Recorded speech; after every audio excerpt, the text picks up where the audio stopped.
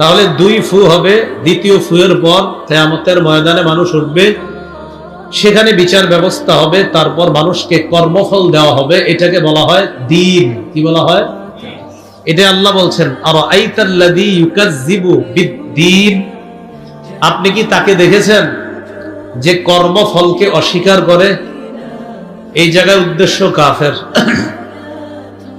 একদল কাফেরের বক্তব্য হলো, আইযা কুন্না তুরাবান আইন্না লাফি খালকিন জাদীদ, আমরা যখন মাটি হয়ে যাব আবার কি নতুন করে আমরা সৃষ্টি হব, আমাদেরকে বানানো হবে? থুর, এই কথা বিশ্বাস করি না আমরা। বলেন নাউজুবিল্লাহ।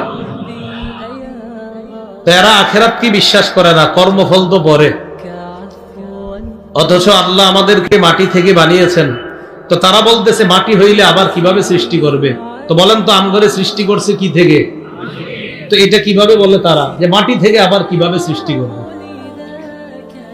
এই জন্য খুব ভালো করে আমরা মনে রাখবো। বলেন আমার সাথে, আদম এবং বনি আদম। বলেন তথা বাশার বা মানুষের সৃষ্টির মূল উপাদান মাটি।